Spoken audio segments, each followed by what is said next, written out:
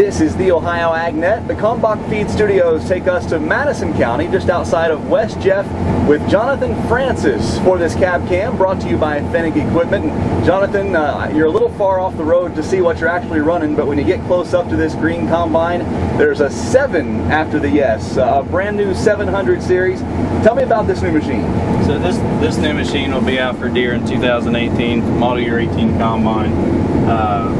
This is the smartest combine on the face of the earth. This has a combine advisor package. So we've had Harvest Smart for a long time, automation with speed in the Pro Drive.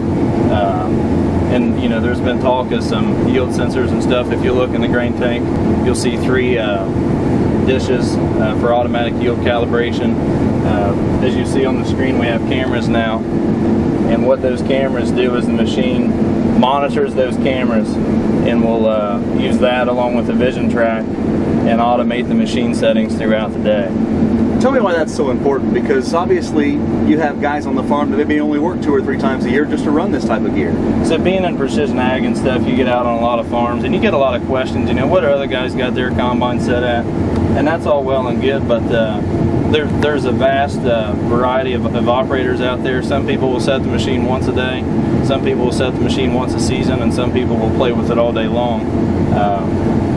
Even for the most experienced operators, we've demoed this machine some already, and really intrigued and interested in to what the machine's doing and what it's seeing. Looking at the sample with the cameras like it does and watching the loss monitors, it'll make adjustments throughout the day that you wouldn't necessarily take the time to do. Obviously some nice features inside the cab as well. Tell me what's new as we sit here inside this brand new S700 series. So if you've ever been in an S600 series, you probably noticed that the command arm's a little different. We got a cool slick new swivel seat, 4600 command center, Gen 4 extended display, paired together here. Redesigned hydro handle. It took a little while to get used to it, but it is certainly nice. Neat features, we can scroll through pages back and forth.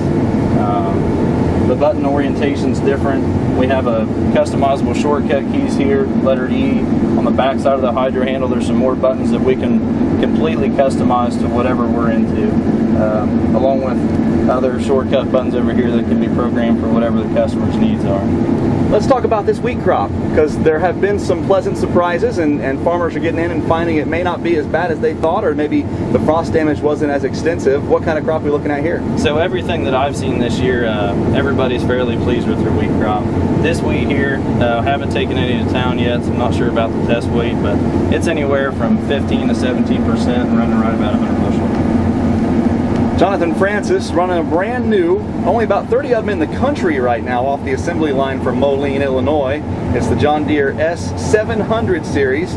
You'll be able to get these off the showroom floor at JD Equipment in 2018. Get ready for next year's harvest season. And obviously the one thing that didn't take out that farmers might need more than anything after this spring is that refrigerator underneath the co-pilot seat here. Most definitely, most definitely. Jonathan Francis, thanks a lot for taking time for me. It's a beautiful machine. I appreciate the opportunity to take a ride along with you. Thanks, Ty. For the Ohio AgNet, I'm Ty Higgins. We'll see you down the road.